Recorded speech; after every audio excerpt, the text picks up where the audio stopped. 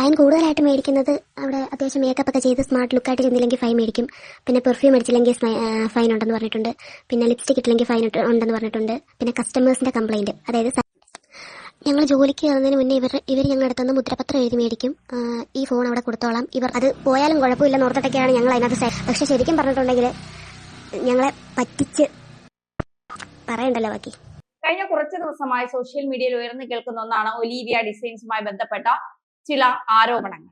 അതായത് അടൂരിൽ പ്രവർത്തിക്കുന്ന ഒരു ടെക്സ്റ്റൈൽ ഷോപ്പാണ് ഒലീവിയ. അവരുടെ ഓൺലൈൻ ബിസിനസ്സിൽ അതുമായി ബന്ധപ്പെട്ട അവിടെ ജോലി ചെയ്തിരുന്ന കുറെ പേർ അവർക്കെതിരെ അല്ലെങ്കിൽ ആ ഒരു സ്ഥാപനത്തിനെതിരെ നടക്കുന്ന കൊള്ളരുതായ്മകൾ, ആ സ്ഥാപനത്തിൽ നടക്കുന്ന കൊള്ളരുതായ്മകൾ തുറന്നു കാട്ടിക്കൊണ്ട് പലരും രംഗത്ത് വരുന്നില്ല. പക്ഷെ കമന്റിലൂടെയൊക്കെ പലരും വരുന്നുണ്ട്. അതിന്റെ സത്യാവസ്ഥ എന്താണെന്ന് പുറത്തു വരേണ്ടതുണ്ട്. കാരണം പെൺകുട്ടികൾക്ക് 3 മണിക്കൂർ മാത്രമേ ജോലിയുള്ളൂ, 25,000 മുതൽ 40,000 രൂപ വരെയാണ് സാലറി എന്നൊക്കെ പറഞ്ഞുകൊണ്ടാണ്, അക്കോമഡേഷൻ ഉണ്ട്, ഫുഡ് ഉണ്ട്, ഇതൊക്കെ കമ്പനി പ്രൊവൈഡ് ചെയ്യും എന്ന് പറഞ്ഞുകൊണ്ടാണ് ഈ ഒലീവിയ എന്ന് പറയുന്ന സ്ഥാപനം ഇവരെ ജോലിക്കെടുക്കുന്നത്. എന്നാൽ ജോലിക്കെടുത്തതിന് ശേഷം ഇതൊക്കെ കമ്മീഷൻ ബേസ് ആണ് എന്നുള്ളതും, കൃത്യമായി ജോലി ചെയ്തില്ലെങ്കിൽ ഇവരിൽ നിന്ന് ഫൈൻ ഈടാക്കുന്നു എന്നുള്ളതും, മാത്രമല്ല ഇവർക്ക് ലിപ്സ്റ്റിക് ഇടാൻ പാടില്ല, വരുന്നവർ രണ്ടുപേരെങ്കിലും ജോലിക്ക് കൊണ്ടുവരണം എന്നൊക്കെ പറഞ്ഞുകൊണ്ട് വലിയ രീതിയിലുള്ള ആരോപണങ്ങളാണ് പലരും ഉന്നയിക്കുന്നത്. പലരും അവിടെ നിന്ന് രക്ഷപ്പെട്ട് ഓടി എന്ന് പറയുന്നവർ വരെയുണ്ട്.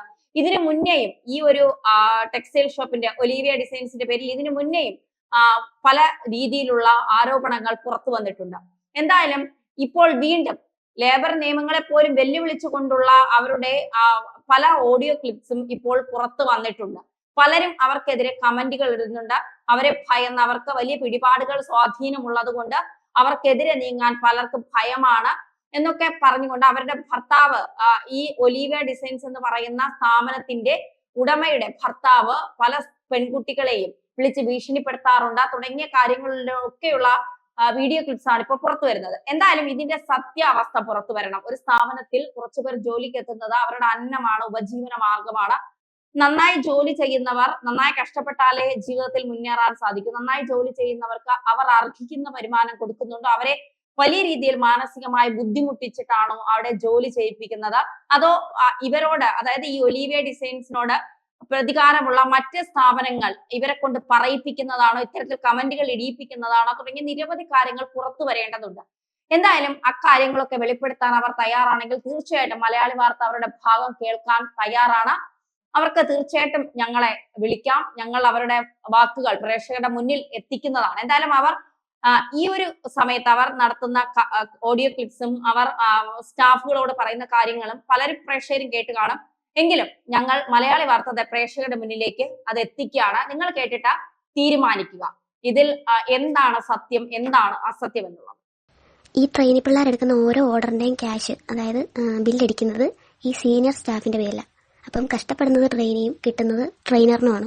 ജോലിക്ക് കയറി കഴിഞ്ഞിട്ടല്ല നമ്മൾ ഡെപ്പോസിറ്റ് കൊടുക്കേണ്ടത്. കാരണം 15 ദിവസം ട്രെയിനിങ്. 15 ദിവസം ട്രെയിനിങ് എന്ന് പറഞ്ഞാൽ ഒരു 18 ദിവസമൊക്കെ ആവും നമുക്ക് വാട്സപ്പും കാര്യങ്ങളൊക്കെ തരുമ്പം. അത് കഴിഞ്ഞ് പിന്നെ ഒരു മാസം നമ്മൾ വർക്ക് ചെയ്യണം. ഒരു 31 ദിവസം വർക്ക് ചെയ്ത് കഴിഞ്ഞിട്ട് നമ്മുടെ സാലറി കിട്ടുന്നത് പിന്നത്തെ മാസം 10-ാം തീയതിയോ 15-ാം തീയതിയോ ആണ്. കാരണം എന്താണെന്ന് വെച്ചാൽ ഇവർ അത്ര ലോങ് ആക്കുന്നത് എന്താണെന്ന് വെച്ചിട്ടുണ്ടെങ്കിൽ നമ്മൾ സാലറി മേടിച്ചിട്ട് നിർത്തിപ്പോയാൽ ഇവർക്ക് നഷ്ടം വരരുതെന്ന് പറഞ്ഞിട്ടാണ് അങ്ങനെ ചെയ്യുന്നത്. കാരണം എന്താണെന്ന് വെച്ചാൽ ഈ പിന്നത്തെ മാസത്തെ 15-ാം തീയതി 10-ാം തീയതി വരെ വർക്ക് ചെയ്യുന്ന ആ സാലറി അത് ഇവരുടെ കയ്യിൽ ഇരിക്കുമല്ലോ. അപ്പോൾ ഇവർക്ക് അതൊരു ധൈര്യമാണല്ലോ. അപ്പം അതുകൊണ്ടാണ് ഇവർ അങ്ങനെ ചെയ്യുന്നത്. പിന്നെ അവിടെ വെച്ചിട്ട് കരയാൻ പാടില്ല, അങ്ങനെ ഒരു റൂളും കൂടി ഉണ്ട്. കരഞ്ഞിട്ടുണ്ടെങ്കിൽ 15 ദിവസം സസ്പെൻഷനാണ്. അതായത് ട്രെയിനി പിള്ളേരൊക്കെ വരുന്ന സമയം, അപ്പോൾ അവർ മുൻപൊക്കെ ഇരുന്ന് കരഞ്ഞ് അവർക്കൊരു നെഗറ്റീവ് ഇമേജ് ക്രിയേറ്റ് ചെയ്യും. അങ്ങനെ പറഞ്ഞിട്ട് 15 ദിവസം സസ്പെൻഷനൊക്കെ ആയിരിക്കും. അപ്പോൾ എൻ്റെ ഫോണ് ഞാൻ കരഞ്ഞതിൻ്റെ പേരിൽ 3 ദിവസം മേടിച്ചു വെക്കുകയൊക്കെ ചെയ്തായിരുന്നു. പിന്നെ അവർ രണ്ടുപേരും കൂടെ അവിടെ നിന്ന് നിർത്തിപ്പോയി. കുറച്ച് പ്രശ്നമൊക്കെ ഉണ്ടായിരുന്നു. അമ്മയ്ക്ക് എന്തോ കഴുത്തിനെന്തോ വയ്യായിരുന്നു. അതിന് ചെന്ന് റിസൈൻ ചോദിച്ചപ്പോൾ പുള്ളിക്കാരൻ കുറച്ച് ഷൗട്ട് ചെയ്യുകയും കാര്യങ്ങളൊക്കെ ചെയ്തായിരുന്നു. അങ്ങനെ അമ്മയടുത്ത് ഷൗട്ട് ചെയ്ത് ഇറങ്ങി ഇവള് കുറച്ച് സീനായിരുന്നു. അതായത് തലയിറങ്ങി വീഴുകയും അവൾ ആശുപത്രി കൊണ്ടുവൊക്കെ ചെയ്തായിരുന്നു. അവൾക്കാകുമ്പോൾ കുറച്ചും കൂടെ എക്സ്പീരിയൻസ് ചെയ്ത കാര്യങ്ങൾ പറയാൻ പറ്റും. കാരണം അവളുടെ അമ്മയും അവിടെ ജോലിക്ക് വന്നിട്ടുണ്ടായിരുന്നു. കുറച്ച് നാളത്തേക്ക്, കുറച്ച് ഒരു മാസം അത്രയും കണ്ട് നിന്നുള്ളൂ. ഞങ്ങൾക്ക് ഫുഡ് ഉണ്ടാക്കി തരാൻ കുക്കായിട്ടാണ് വന്നത്.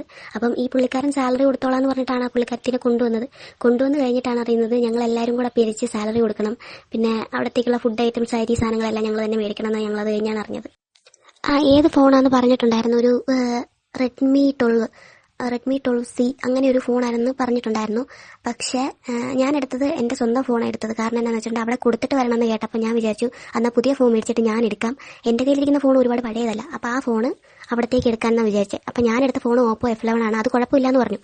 വലിയ പഴക്കമില്ലാത്ത ഫോൺ ആയതുകൊണ്ട് പുള്ളിക്കാരൻ പറഞ്ഞു കുഴപ്പമില്ല, അത് വെച്ചിട്ട് ബിസിനസ് ചെയ്തോളാൻ പറഞ്ഞു. ഞങ്ങൾ ജോലിക്ക് കയറുന്നതിന് മുന്നേ ഇവർ ഞങ്ങളുടെ അടുത്തുനിന്ന് മുദ്രപത്രം എഴുതി മേടിക്കും. ഈ ഫോൺ അവിടെ കൊടുത്തോളാം, ഇവരുടെ ആണെന്നൊക്കെയുള്ള ഒരു മുദ്രപത്രം എഴുതി മേടിക്കും. പക്ഷേ അപ്പോഴും ഞങ്ങൾ അറിയുന്നില്ല ഈ സാലറി ഒന്നും ഈ പറയുന്ന സാലറി കിട്ടത്തില്ലെന്ന്. ഇവർ പറയുന്ന ഈ 40,000 50,000 ഒക്കെ സാലറി കിട്ടിയിട്ടുണ്ടെങ്കിൽ ഈ ഫോൺ മേടിക്കുന്ന പൈസ അത് പോയാലും കുഴപ്പമില്ലെന്ന് ഓർത്തിട്ടൊക്കെയാണ് ഞങ്ങൾ അതിനകത്ത് സൈനൊക്കെ ചെയ്ത് കൊടുക്കണം. പക്ഷെ ശരിക്കും പറഞ്ഞിട്ടുണ്ടെങ്കിൽ ഞങ്ങളെ പറ്റിച്ച് പറയണ്ടല്ലോ ബാക്കി. പരാതിയൊന്നും കൊടുത്തിട്ടില്ല. കാരണം പരാതി കൊടുത്തിട്ടും കാര്യമില്ലാന്ന് കുറെ പറഞ്ഞു കേട്ടിട്ടുണ്ട്. പിന്നെ ഞങ്ങളുടെ കൂടെ വർക്ക് ചെയ്തല്ല, ഞങ്ങൾക്ക് മുന്നേ വർക്ക് ചെയ്തിരുന്ന എന്ന് പറയുന്നൊരു ചേച്ചി ഇവർക്കെതിരെയുള്ള കംപ്ലൈന്റുമായിട്ട് ലേബർ ഓഫീസിൽ അവിടെ ഇവിടെ എല്ലാം കയറി ഇറങ്ങിയത്. പക്ഷെ ഒരു കാര്യം ഉണ്ടായില്ല. കയ്യിൽ നിന്ന് കുറച്ച് പൈസയൊക്കെ പോയതല്ലാതെ ഒരു കാര്യം ഉണ്ടായില്ല. ഇവർ ഇങ്ങനെ പൈസയൊക്കെ മുടക്കി അതെല്ലാം ഒത്തുതീർപ്പൊക്കെ ആക്കുകയൊക്കെ ചെയ്തായിരുന്നു. ഫൈൻ കൂടുതലായിട്ട് മേടിക്കുന്നത് അവിടെ അത്യാവശ്യം മേക്കപ്പ് ഒക്കെ ചെയ്ത് സ്മാർട്ട് ലുക്കായിട്ട് ചെന്നില്ലെങ്കിൽ ഫൈൻ മേടിക്കും. പിന്നെ പെർഫ്യൂം അടിച്ചില്ലെങ്കിൽ ഫൈൻ ഉണ്ടെന്ന് പറഞ്ഞിട്ടുണ്ട്. പിന്നെ ലിപ്സ്റ്റിക് ഇട്ടില്ലെങ്കിൽ ഫൈൻ ഉണ്ടെന്ന് പറഞ്ഞിട്ടുണ്ട്. പിന്നെ കസ്റ്റമേഴ്സിന്റെ കംപ്ലൈന്റ്, അതായത് സൈസ് മാറിപ്പോയി, പിന്നെ മാറിക്കൊടുത്തു, അങ്ങനെയൊക്കെയുള്ള റിപ്ലൈ കൊടുത്തില്ല, അങ്ങനെയൊക്കെയുള്ള ഓരോ കംപ്ലൈന്റിനും 1000 രൂപ വെച്ചിട്ട്. ഒരു ദിവസം ഇപ്പോൾ ഞങ്ങൾക്ക് ഒരു ദിവസം ഒരു 10-300 മെസ്സേജ് ഒക്കെ വരും കസ്റ്റമേഴ്സിന്റെ. അപ്പം ഏതെങ്കിലും ഒരു കസ്റ്റമർ മെസ്സേജ് അയക്കുക, എനിക്ക് മെസ്സേജിന് റിപ്ലൈ കിട്ടിയില്ല, വൈകി പോയി എന്ന് പറഞ്ഞ കംപ്ലൈന്റ് ചെയ്യുകയാണെന്നുണ്ടെങ്കിൽ ഓരോ കംപ്ലൈന്റിനും 1000 രൂപ വെച്ച് കട്ടാക്കും. അതായത് ഒരു ദിവസം തന്നെ 4 പേര് കംപ്ലൈന്റ് ചെയ്താൽ 4000 രൂപയാണ് കട്ടിങ്. 40,000 രൂപ സാലറി എന്നുള്ള അഡ്വർടൈസ്മെന്റ് കണ്ടിട്ടൊക്കെയാണ് ഞങ്ങൾ പോകുന്നത്. ഇന്റർവ്യൂവിന് ചെല്ലുമ്പോഴേ ഇവര് പറയത്തില്ല, കമ്മീഷൻ ബേസ് ആണെന്നൊന്നും ഇവർ പറയത്തില്ല. അതിനകത്ത് സെലക്ട് ആക്കി വന്ന് ജോയിൻ ചെയ്തോളാൻ പറയും. 15 ദിവസം ട്രെയിനിങ് ഉണ്ട്. ആ ട്രെയിനിങ് ഉള്ള സമയത്ത് ഇവർ ഞങ്ങളുടെ അടുത്ത് ഈ സാലറിയുടെ കാര്യമൊന്നും പറയത്തില്ല. പിന്നെ അവിടെയുള്ള പഴയ എക്സിക്യൂട്ടീവ്സിന്റെ അടുത്ത് നമ്മൾ ചോദിച്ചാൽ അവർ ഇതിനെപ്പറ്റി ഒന്നും വിട്ടു പറയത്തില്ല നമ്മുടെ അടുത്ത്. പിന്നെ നമ്മൾ ഇതിനെപ്പറ്റിയൊക്കെ ചോദിച്ചു എന്ന് പറഞ്ഞാൽ ഈ സീനിയർ സ്റ്റാഫുകൾ ഇവരുടെ അടുത്ത് നിന്ന് റിപ്പോർട്ട് ചെയ്യും. അങ്ങനെ അപ്പം തന്നെ ഇവരുടെ അടുത്ത് പൊക്കി കളയുകയും ചെയ്യും. നമ്മൾ ഇതൊക്കെ ചോദിച്ചു എന്ന് പറഞ്ഞിട്ടുണ്ടെങ്കിൽ അപ്പം തന്നെ നിർത്തിപ്പോക്കോളാം പറയും. ഇവർക്ക് നമ്മൾ നിർത്തിപ്പോയാലും ഒരു പ്രശ്നമില്ല. കാരണം എന്താ വെച്ചാൽ ആഴ്ച തോറും പിള്ളേർ വന്നുകൊണ്ടിരിക്കുക. അപ്പം എത്ര പേര് നിർത്തിപ്പോയെന്ന് പറഞ്ഞാലും ഇവർക്ക് ഒരു പ്രശ്നവുമില്ല.